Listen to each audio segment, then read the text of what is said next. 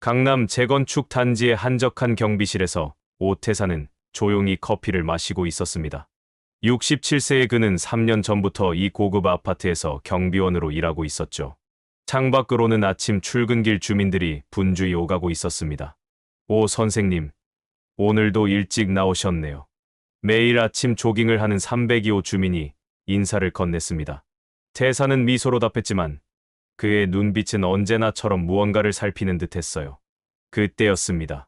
검은색 외제차가 요란한 엔진 소리를 내며 단지 입구에 멈춰섰습니다. 운전석에서 내린 젊은 남자는 선글라스를 쓴 채 경비실을 향해 걸어왔습니다.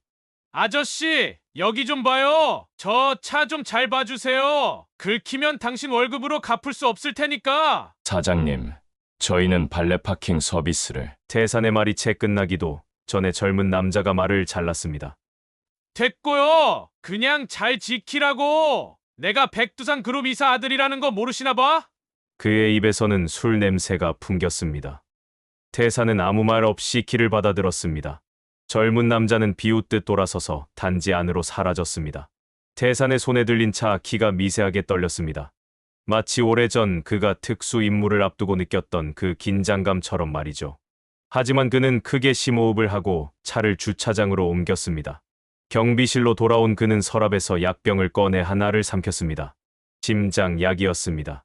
퇴근 시간, 태사는 아파트 단지를 나와 지하철역으로 향했습니다. 그의 발걸음은 나이답지 않게 가볍고 조용했습니다. 20년 가까이 특수 임무를 수행했던 습관은 은퇴 후에도 쉽게 사라지지 않았던 거죠. 작은 원룸으로 돌아온 그는 냉장고에서 도시락을 꺼내 전자레인지에 데웠습니다. 벽에 걸린 액자 속에는 젊은 시절의 태산과 작은 소녀가 함께 찍은 사진이 있었습니다. 민지야, 할아버지가 곧 만나러 갈게. 그는 사진을 보며 중얼거렸습니다. 전화기가 울렸습니다. 아버지, 이번 주말에 민지가 할아버지 보고 싶대요. 태산은 미소를 지었습니다. 그래, 내가 갈게. 요즘 잘 지내? 그 전에 잠깐 구독과 좋아요 눌러주세요. 전화를 끊고 태산은 침대 밑에서 오래된 금속 케이스를 꺼냈습니다. 숫자 조합으로 된 자물쇠를 풀자 그 안에는 낡은 신분증과 메달, 그리고 작은 권총이 놓여 있었습니다. 국가안보국 특수작전부 오태산 대위라고 적힌 신분증을 한참 바라보던 그는 다시 케이스를 닫았습니다. 태산의 과거는 그가 지금 보여주는 모습과는 너무도 달랐습니다. 국가안보국에서 20년, 그는 수많은 비밀 임무를 수행했고 그 중 몇몇은 지금까지도 최고 기밀로 분류되어 있었습니다. 하지만 6년 전 마지막 임무에서 심장에 총상을 입은 후 그는 조용히 은퇴했습니다. 의사들은 그가 살아남은 것이 기적이라고 했죠. 다음 날 아침, 태사는 평소보다 일찍 출근했습니다. 어젯밤, 그는 익숙한 악몽을 꾸었습니다. 마지막 임무 때의 그 폭발 장면과 동료들의 비명 소리가 여전히 그의 귀에 생생했죠. 태사는 경비 순찰을 돌며 아파트 단지를 꼼꼼히 살폈습니다. 지난 몇 주간 그는 이상한 느낌을 받고 있었습니다. 마치 누군가 자신을 지켜보는 듯한 기분이었죠. 오 선생님, 돌아보니 이동 501호에 살고 있는 윤 교수였습니다. 이 소포 좀 맡아주실 수 있을까요? 오후에 찾으러 올게요. 태사는 소포를 받아들었지만 그 순간 무언가 이상한 느낌이 들었습니다. 소포의 무게, 그리고 미세하게 느껴지는 진동. 그의 직감이 경고음을 울렸습니다. 교수님, 잠시만요. 태산이 불렀지만 윤 교수는 이미 엘리베이터에 올라타 문이 닫히고 있었습니다. 태산은 소포를 귀에 대고 들었습니다. 미세한 소리가 들렸습니다. 10초, 딱딱, 딱딱. 그의 얼굴이 굳어졌습니다. 그가 알기에 이런 소리는 단 하나의 의미였습니다. 폭발물. 태사는 즉시 경비실로 달려가 비상벨을 눌렀습니다. 하지만 벨이 울리기도 전에 소포에서 타이머 소리가 더 빨라졌습니다. 10초, 9초, 8초. 순간적으로 그는 소포를 들고 가장 가까운 화단으로 달려갔습니다. 그리고 소포를 깊숙이 묻으며 몸을 던졌습니다. 쾅! 폭발음과 함께 흙더미가 사방으로 튀었습니다. 다행히 폭발력은 생각보다 작았지만 태산의 귀에서는 피가 흘렀습니다. 그는 흙먼지를 털며 천천히 일어났습니다. 주변에 몰려든 주민들이 놀란 표정으로 그를 바라보았습니다. 무슨 일이에요? 폭발음이 났어요. 사람들의 목소리가 뒤섞였습니다. 태사는 침착하게 대답했습니다. 실수로 가스통이 터진 것 같습니다. 다친 분 계세요? 하지만 그의 마음은 이미 다른 곳에 가 있었습니다. 윤 교수, 그리고 소포. 이것은 우연이 아니었습니다. 누군가가 의도적으로 폭발물을 아파트에 들여온 것입니다. 그리고 왜 하필 자신에게 소포를 맡겼는지 태사는 불길한 예감을 떨칠 수 없었습니다. 그날 저녁, 귀가하는 길에 태사는 누군가 자신을 미행하고 있다는 느낌을 받았습니다. 오랜 특수 요원 생활에서 몸에 밴 감각이었습니다. 그는 일부러 다른 길로 돌아가며 미행자를 확인하려 했지만 그림자처럼 숨어있는 상대를 찾아내기는 쉽지 않았습니다. 집 앞에 도착했을 때 태사는 문득 자신의 손녀 민지가 걱정되기 시작했습니다. 만약 자신을 노리는 사람이 있다면 가족도 위험할 수 있었기 때문이죠. 태사는 다음 날 아침 식당에서 국밥을 먹고 있었습니다. 머릿속은 온통 어제의 폭발 사고로 가득했습니다. 경찰 조사에서 그는 단순 가스 사고로 진술했지만 그의 직감은 이것이 단순 사고가 아님을 알고 있었습니다. 국밥을 절반쯤 비웠을 때 누군가 그의 테이블에 다가왔습니다. 아직도 국밥을 그렇게 천천히 먹는군, 태사나. 태사는 고개를 들었습니다. 그의 눈에 놀라움이 번졌습니다. 앞에 서 있는 남자는 이장호, 20년 전 같은 팀에서 활동했던 동료였습니다. 장호. 어떻게? 우연히 내가 여기서 일한다는 소식을 들었어. 그래서 한번 찾아왔지. 태사는 자리에서 일어나 오랜 친구를 끌어안았습니다. 그들은 나란히 앉아 옛 이야기를 나누기 시작했습니다. 장호는 현재 사설보안 회사를 운영하고 있다고 했습니다. 그런데 정말 우연히 내가 여기 있다는 걸 알았어? 장호의 표정이 진지해졌습니다. 사실은 그렇지 않아. 내가 필요해서 왔어. 그때 태산의 휴대폰이 울렸습니다. 아들이었습니다. 아버지, 큰일이에요. 민지가 학교에 가다가 사라졌어요. 태산의 얼굴에서 핏기가 가셨습니다. 그는 즉시 자리에서 일어났습니다. 경찰에는 신고했니? 전화를 끄는 태산은 장호를 바라보았습니다. 내 손녀가 사라졌어. 먼저 가봐야겠어. 장호가 태산의 팔을 잡았습니다. 내가 같이 가자. 이건 우연이 아닐 수도 있어. 두 사람은 재빨리 태산의 아들이 사는 아파트로 향했습니다. 가는 길에 장호는 태산에게 충격적인 이야기를 들려주었습니다. 요즘 옛날 우리 팀이 제거했던 테러리스트들의 연관 조직이 활동하기 시작했어. 그들은 복수를 노리고 있어. 태산은 믿을 수 없다는 눈으로 장호를 바라보았습니다. 그게 내 손녀와 무슨 상관이야? 그들은 너의 가족을 노리고 있어. 이미 김재우는 지난달 교통사고로 죽었고 태산의 머릿속이 복잡해졌습니다. 마지막 임무에서 함께했던 동료 재훈이 교통사고로 사망했다는 소식은 들었지만 테러와 연관이 있다니 믿기 힘들었습니다.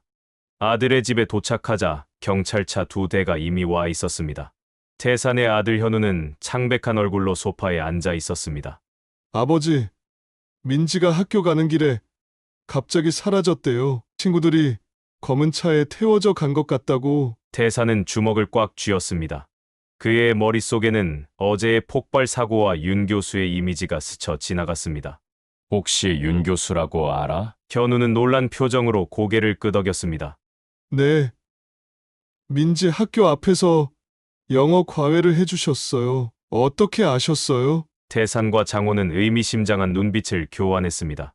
태산은 경찰에게 다가가 딸의 실종에 대해 물었지만 그들은 아직 제대로 된 정보가 없다고만 했습니다. 집을 나온 두 사람은 태산의 원룸으로 향했습니다. 태산은 침대 밑에서 금속 케이스를 꺼내 오래된 권총을 꺼냈습니다. 이걸 다시 쓸 날이 올 줄은 몰랐어. 장호는 자신의 가방에서 노트북을 꺼냈습니다. 내가 윤 교수에 대해 조사해봤어. 그는 실제로 교수가 아니야. 본명은 강민석. 우리가 10년 전 제거했던 흑표 조직의 2인자 강시연의 아들이야. 태산의 기억 속에서 흑표, 작전의 이미지가 떠올랐습니다. 북한과 연계된 테러, 조직을 제거하는 임무였습니다. 당시 그들은 강시연을 포함한 핵심 멤버들을 제거했지만 그의 아들이 살아있었다는 사실은 몰랐습니다. 그럼 민지를 납치한 것도 아마도 그럴 거야. 복수심에 불타 있겠지. 태산은 오래된 작전용 전화기를 꺼내 번호를 눌렀습니다. 김 국장님, 오태산입니다. 도움이 필요합니다. 전화를 끄는 태사는 장호를 바라보았습니다. 1시간 후에 지원이 올 거야. 그때까지 우리가 움직여야 해. 장호는 노트북으로 강민석의 마지막 위치를 추적했습니다. 신호는 도심 외곽에 버려진 공장 지대를 가리키고 있었습니다. 거기야. 태산이 말했습니다. 우리 팀이 마지막으로 훈련했던 장소와 가까워. 두 사람은 차를 몰아 공장 지대로 향했습니다. 가는 길에 태산은 마지막 작전의 기억을 떠올렸습니다. 6년 전, 그는 북한 공작원을 추적하던 중 폭발에 휘말려 심장에 파편이 박혔습니다. 의사들은 그가 살아남은 것이 기적이라고 했지만 이후 그는 평생 심장약을 복용해야 했습니다. 괜찮아. 태사는 고개를 끄덕였지만 가슴 한편에서는 통증이 느껴졌습니다. 그는 약병을 꺼내 하나를 삼켰습니다. 민지만 구하면 돼. 공장 지대에 도착한 두 사람은 차를 숨기고 조심스럽게 접근했습니다. 태사는 여전히 날카로운 감각을 유지하고 있었습니다. 그는 장호에게 수신호로 지시를 내리며 건물 뒤쪽으로 향했습니다. 태산과 장호는 폐공장 주변을 살피며 조심스럽게 접근했습니다.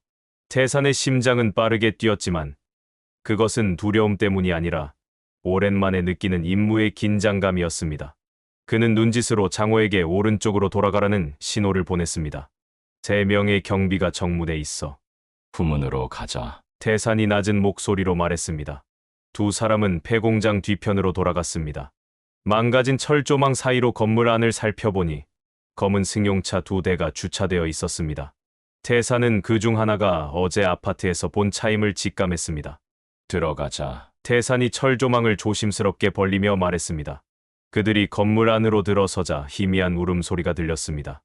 민지의 목소리였습니다. 태산은 심장이 덜컥 내려앉는 느낌이었지만 베테랑 요원답게 감정을 억누르고 소리가 나는 방향으로 조용히 움직였습니다. 할아버지, 살려주세요. 민지의 울음소리가 더 선명하게 들렸습니다. 태산과 장호는 벽에 바짝 붙어 소리가 나는 방으로 접근했습니다. 문틈으로 안을 살피니 민지가 의자에 묶인 채 울고 있었고 그 옆에는 윤 교수, 아니 강민석이 서 있었습니다. 그의 옆에는 2명의 남자가 더 있었습니다. 이제 곧 내 할아버지가 올 거야. 그때 우리가 어떻게 하는지 보여줄게. 강민석이 민지에게 말했습니다. 태사는 장호에게 신호를 보내 공격 계획을 세웠습니다. 그러나 그 순간 예상치 못한 일이 벌어졌습니다. 장호가 갑자기 권총을 꺼내 태산의 머리에 겨누었습니다. 미안하다. 태산아, 장호의 목소리가 차갑게 변했습니다. 이제 들어가자. 태산은 믿을 수 없다는 눈으로 장호를 바라보았습니다. 장호야, 너. 장호는 태산을 밀어 방 안으로 들어갔습니다. 강 대표, 데려왔습니다. 강민석은 웃으며 태산을 바라보았습니다. 오 선생님, 마침내 만나는군요.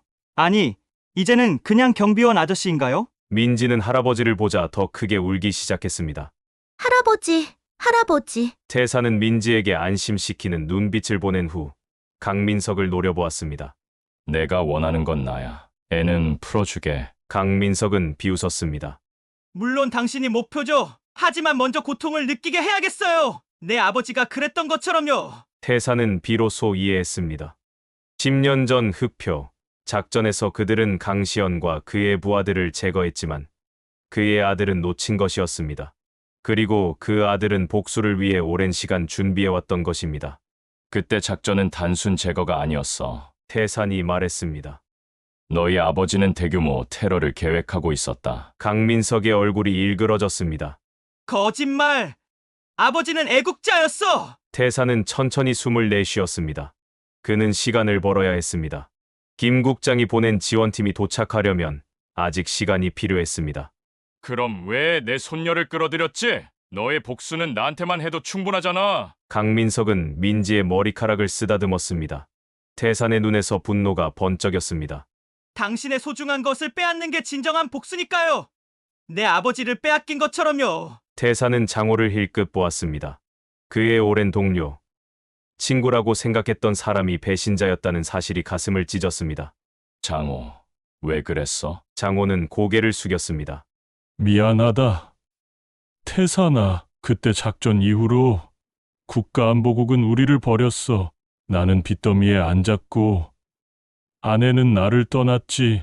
강 대표가 도움의 손길을 내밀었어. 태사는 쓰게 웃었습니다. 그도 은퇴 후 힘든 시간을 보냈지만 결코 동료를 배신하지는 않았습니다. 이제 어떻게 할 건가? 강민석은 휴대폰을 꺼내 영상통화를 걸었습니다. 화면에 나타난 것은 태산의 아들 현우였습니다. 그의 뒤에는 또 다른 남자가 권총을 들고 서 있었습니다. 이렇게 가족 모두를 한자리에 모았네요. 이제 본격적인 복수를 시작할 시간입니다. 태산의 머릿속이 빠르게 돌아갔습니다. 그는 약점을 찾아야 했습니다. 그때 그는 강민석의 손에 들린 권총이 안전장치가 풀려 있지 않다는 것을 발견했습니다. 또한 장호가 자신을 감시하면서도 미묘하게 눈짓을 보내는 것을 느꼈습니다. 복수는 내게 아무것도 가져다 주지 않아. 태산이 말했습니다. 내가 너의 아버지를 죽였다면 나를 벌해. 하지만 내 가족은 내버려둬. 강민석이 태산에게 다가왔습니다. 감동적인 말이군요. 하지만 당신의 가족이 고통받는 모습을 보는 것이 내 복수의 핵심입니다. 그 순간이었습니다. 태산은 번개같이 손을 뻗어 강민석의 권총을 쳐냈습니다. 동시에 장호가 갑자기 돌변하여 옆에 있던 남자를 제압했습니다. 혼란 속에서 태산은 민지에게 달려갔습니다. 할아버지, 괜찮아. 민지야, 할아버지가 지켜줄게. 태산은 재빠르게 민지를 풀어주고 그녀를 자신의 등 뒤로 숨겼습니다. 강민석은 땅에 떨어진 권총을 향해 달려들었지만 장호가 먼저 권총을 차버렸습니다. 그 순간 밖에서 총성이 울렸습니다. 현우! 걱정 마. 장호가 말했습니다. 내가 미리 연락해둔 사람들이 있어. 현우는 안전할 거야. 혼란 속에서 강민석은 주머니에서 작은 리모컨을 꺼냈습니다. 다 끝났다고 생각하지 마. 이 건물은 폭발물로 가득해. 너희가 여기서 살아나갈 수 없어. 태사는 순간적으로 민지를 장호에게 맡겼습니다. 민지를 밖으로 데려가. 내가 처리할게. 할아버지, 괜찮아. 금방 따라갈게. 태산이 손녀를 안심시켰습니다. 장호는 민지의 손을 잡고 출구로 향했습니다. 태산은 강민석에게 천천히 다가갔습니다. 그의 눈에는 분노가 아닌 연민이 깃들어 있었습니다.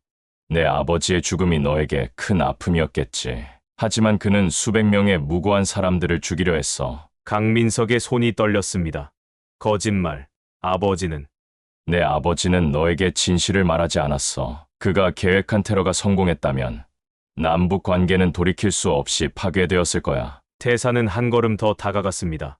그의 심장이 다시 아파오기 시작했지만 그는 참았습니다. 이제 그만해. 더 이상의 희생은 없어야 해. 바로 그때 강민석이 리모컨의 버튼을 눌렀습니다. 태사는 순간적으로 그에게 달려들어 몸을 던졌습니다. 두 사람은 바닥에 나뒹굴었고 건물 곳곳에서 작은 폭발음이 들리기 시작했습니다. 태사는 강민석의 손에서 리모컨을 빼앗았지만 늦었습니다. 건물은 서서히 무너지기 시작했고 나가야 해. 하지만 강민석은 웃음을 지었습니다. 난 여기서 끝낼 거야. 당신도 함께. 그는 갑자기 주머니에서 작은 칼을 꺼내 태산의 옆구리를 찔렀습니다. 태산은 신음을 내뱉었지만 강민석의 팔을 잡아 제압했습니다. 당신, 왜 나를 구하려 해요? 내가 당신 가족을... 강민석이 피를 토하며 물었습니다. 태산은 강민석을 부축하며 출구를 향해 걸었습니다. 복수는 아무것도 해결하지 못해. 내가 그걸 배운 데에는 평생이 걸렸어. 건물 밖으로 나오자 경찰과 구급차가 대기하고 있었습니다. 민지와 현우가 태산에게 달려왔습니다. 할아버지, 태산은 아들과 손녀를 꼭 안았습니다. 그의 상처에서는 피가 흘렀지만 그는 아랑곳하지 않았습니다. 가족이 무사한 것이 중요했습니다. 구급대원들이 태산과 강민석을 들것에 눕혔습니다. 강민석은 의식을 잃어가면서도 태산을 바라보았습니다. 왜 날 구했어요? 태산은 작게 미소 지었습니다. 너도 누군가의 소중한 아들이니까. 병원에서 태산은 긴급 수술을 받았습니다. 의사들은 그의 상태가 위중하다고 했습니다. 심장약을 복용하던 그에게 이번 상처는 치명적이었습니다. 수술실 밖에서 장호가 현우와 민지 옆에 앉았습니다. 장호 아저씨, 할아버지 괜찮을까요? 장호는 민지의 머리를 쓰다듬었습니다. 너의 할아버지는 내가 아는 사람 중 가장 강한 사람이야. 분명 괜찮을 거야. 그때 수술실 문이 열리고 의사가 나왔습니다. 가족분이신가요? 수술은 성공적이었습니다. 하지만요. 심장 손상이 심해 완전한 회복은 어려울 수 있습니다. 앞으로 조용히 지내셔야 해요. 3시간 후 태사는 병실에서 눈을 떴습니다. 민지가 그의 손을 잡고 있었고 현우와 장호가 옆에 서 있었습니다. 할아버지 깨어났네요. 태사는 약하게 웃었습니다. 내가 약속했잖아. 금방 따라간다고. 장호가 태산에게 다가왔습니다. 미안하다. 태산아, 내가 처음부터 말했어야 했는데 강민석이 접근했을 때 나는 그를 역이용해서 조직의 핵심에 접근하려고 했어. 태사는 고개를 끄덕였습니다. 알고 있었어. 장호야, 내가 배신자였다면 진작에 나를 죽였겠지. 2달 후 태사는 병원에서 퇴원했습니다. 그는 더 이상 경비원으로 일할 수 없었지만 대신 아들과 손녀와 함께 살기로 했습니다. 강민석은 중상을 입었지만 살아남아 재판을 받게 되었습니다. 태사는 이제 매일 아침 민지와 함께 공원을 산책합니다. 그의 걸음은 예전보다 느리지만 마음은 더 가볍습니다. 과거의 그림자에서 벗어나 진정한 평화를 찾은 것입니다. 어느 날 공원 벤치에 앉아 있던 태산에게 장호가 찾아왔습니다. 어떻게 지내, 태산아? 태산은 미소를 지었습니다. 평화롭게 살고 있어. 너는? 나도 회사 정리하고 조용히 지내려고. 그런데 장호가 조심스럽게 말을 이었습니다. 정부에서 우리 같은 은퇴 요원들을 위한 프로그램을 만들었다더라. 젊은 요원들을 교육하는 일이야. 태산은 잠시 생각에 잠겼습니다. 그리고 민지를 바라보았습니다. 손녀는 즐겁게 공원에서 놀고 있었습니다. 내 일은 이제 끝났어. 장호야, 이제부터는 그저 평범한 할아버지로 살고 싶어. 장호는 이해한다는 듯 고개를 끄덕였습니다. 두 노인은 나란히 앉아 석양을 바라보았습니다. 그들의 긴 여정은 이제 끝났지만 그들이 지켜낸 평화는 계속될 것입니다. 오늘의 사연 어떻게 들으셨나요? 결말까지 보셨다면 여러분의 의견을 댓글로 남겨보세요. 오늘도 귀한 시간 내어주시고 끝까지 시청해주신 구독자 여러분 진심으로 감사드립니다. 그리고 사랑합니다. 다음 영상을 누르시기 전에 잠깐 구독과 좋아요. 다음에는 더 좋은 이야기로 찾아뵙겠습니다. 행복한 하루 되세요. 감사합니다.